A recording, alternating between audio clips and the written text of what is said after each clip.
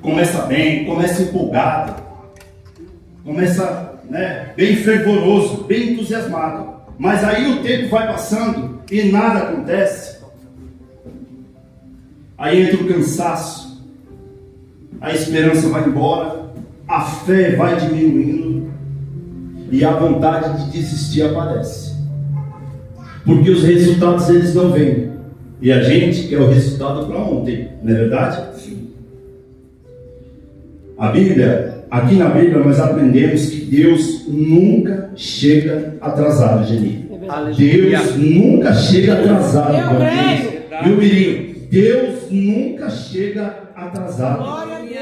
Entre a promessa e o cumprimento existe um tempo de preparação de Deus. Deus trabalha enquanto nós esperamos. Às vezes a gente acha que Deus está em silêncio. Às vezes a gente acha que Deus nos abandonou. Mas isso não significa que Deus não está conosco. Ele só está esperando o momento certo para ele agir. Ele só está esperando o momento certo para fazer. Aleluia, eu creio. Mas muitas vezes a gente não entendemos. Quem aprende a confiar durante a espera, experimenta a alegria de ver a fidelidade de Deus conosco. Glória a Deus!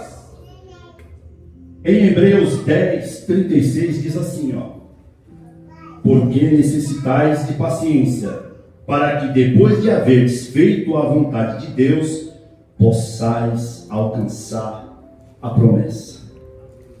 Meus irmãos, hoje veremos que o tempo de espera não é um tempo perdido.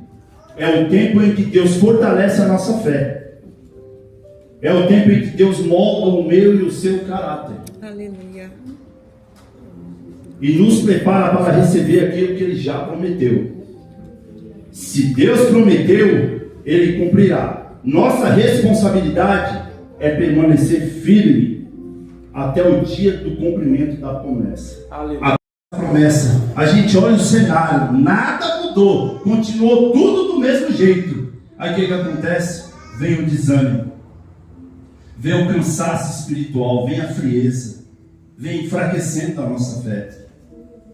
E que leva muitas das vezes as pessoas a querem desistir. Não é à toa que por isso a gente conhece, os dados mostram que praticamente a gente tem aí a metade, quase todo o Brasil evangélico, mas o mesmo dado diz que a mesma quantidade de crentes que tem, a mesma quantidade de pessoas desviadas ou afastadas dos caminhos do Senhor, por N motivos, por N razões. Às vezes, mesmo servindo a Jesus, caminhando no Evangelho, vamos enfrentar situações adversas, Fluminense. E muitas das vezes, nos vemos remando contra a maré. E isso é verdade. Porque remar contra a maré faz parte.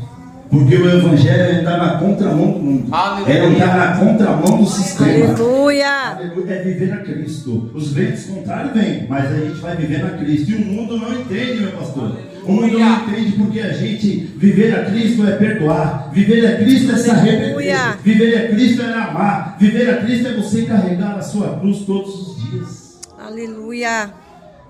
Os ventos contrários, eles podem até atrasar a viagem. Paulo disse que os ventos eram contrários. Pode até atrasar a viagem, mas não pode impedir o propósito de Deus para quem permanece fiel. Aleluia. Aleluia, glória a Deus. E Paulo foi navegando, depois se vocês quiserem em casa, é tremenda essa passagem.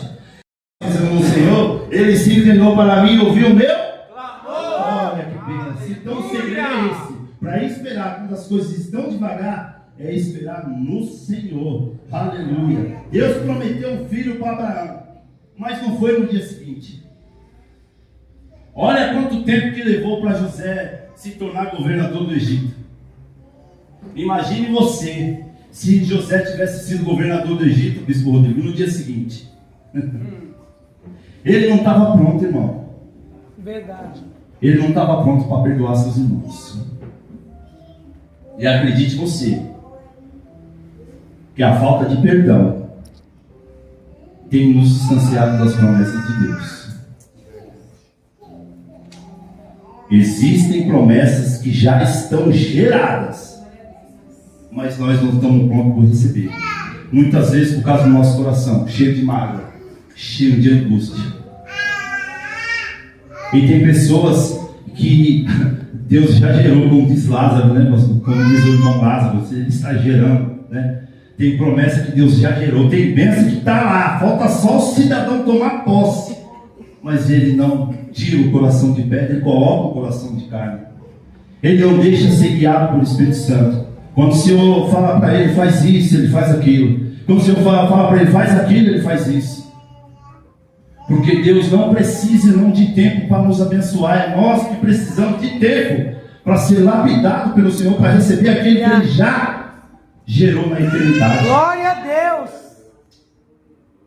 É só para receber bênção. Como diz a Damares, agora é só vitória, né? Mentira. Só que quando nós vamos assim para o Evangelho, começamos a caminhar com Cristo, nós nos frustramos. Por quê? Porque nós achamos que vai ser bênção. Só achamos que vai ser luta. Não achamos que não vamos ter luta. Aí vem os desertos. Aí vem a tribulação. Aí, irmão, as dificuldades começam. Por isso muita gente desiste de caminhar com Jesus. Desiste de andar com Cristo. Mas Paulo diz que a nossa leve e momentânea tribulação, irmão, aleluia, vai passar. É só um momento. É só uma fase. É só um processo. É o tempo que Deus precisa para lapidar eu e você. E às vezes as pessoas estão orando por uma pessoa que está na droga, por uma pessoa que está na bebida, por uma cura que ainda não vem. Mas Deus não depende do tempo para curar, irmão. É o tempo que Deus precisa para lapidar quem está ao redor. Quem está ao redor, quem está ao redor, quem está em casa. Talvez você está orando com uma pessoa dentro do seu lar que precisa se converter, que precisa entregar a sua vida para Jesus. E a palavra diz que todo joelho vai se dobrar, irmão. Toda língua vai confessar. Mas às vezes nós não estamos preparados para lidar com a situação dentro de casa. Deus ele prometeu um filho para Abraão e para Sara. Na sua velhice, aos olhos humanos, é impossível. Abraão viu, Sara desenhou. E eu acredito que se você estivesse lá também, nós faríamos a mesma coisa. Com certeza. Mas Deus ele fez a promessa e ele cumpriu. Mas o problema é que nós queremos dar uma ajudinha para Deus. Queremos uma serva egípcia. Queremos gerar Ismael na nossa vida. Queremos dar um empurrãozinho para Deus. Falando, Deus, o Senhor precisa de uma força para cumprir aquilo que Ele prometeu na minha e na sua vida. Aí a gente acaba se frustrando assim como Abraão e Sara. No versículo 8 de Atos 27, a palavra diz assim, ó, navegamos com muita dificuldade. Aí a gente para pensar novamente, mas não foi Deus que, não é Deus que está no negócio?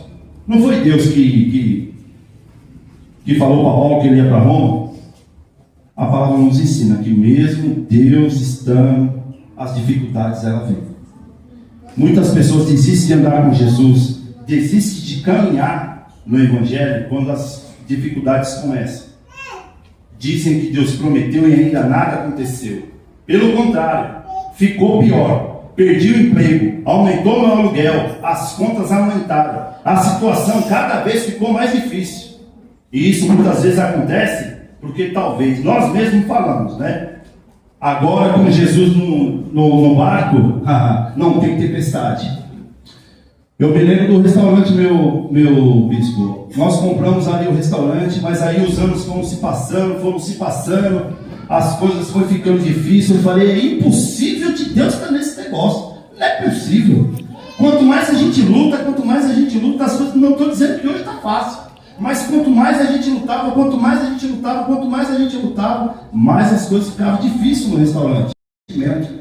As suas emoções, a opinião dos outros, as redes sociais, do que escutar um direcionamento do seu pastor, da sua pastora. Acabei de falar um direcionamento da tua esposa em casa, do seu esposo, um direcionamento do teu pai, da tua mãe. Prefere dar ouvido a outras pessoas, aí as consequências elas vêm. No verso 13 de Atos 27, a palavra de Deus diz que os ventos eram favoráveis. Lembra? Eles falaram, não, vamos continuar a viagem. Vamos sair daqui desse porto de Creta e vamos continuar a viagem. E aí, eles confiaram mais no dono do navio e no piloto do que na palavra de Paulo. Então eles fizeram ali uma reunião e decidiram ir. E logo quando eles saíram, o vento era favorável. Veio um vento legal, eles falaram, opa, vai dar pra gente ir velejando aqui nessa vibe aqui, ó. Top. Mas a palavra de Deus também diz que começou um vento brando. Um vento brando começou. E eles pensaram, não vai dar certo. Aqui vai dar certo. Mas de repente, quando foi lá na frente, o vento chamado, uma tempestade chamada, acho que é Euroquilão, né, pastor? Se eu não me engano aí. Eu não sei falar em línguas, irmãos. Começou um vento pesado. E aí, irmão, muitas das vezes a gente fala, não vai dar certo. Mas era apenas aparência. Nem todo vento favorável vem de Deus. Nem toda provisão vem de Deus.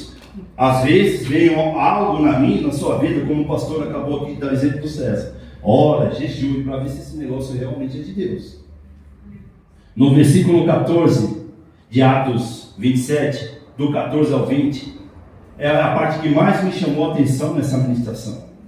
Por quê? Porque existem tempestades, meu pastor, que Deus não vai evitar. Existe tempestade, existe processo na minha e na sua vida que Deus não vai evitar, meus irmãos. Aleluia, eu creio.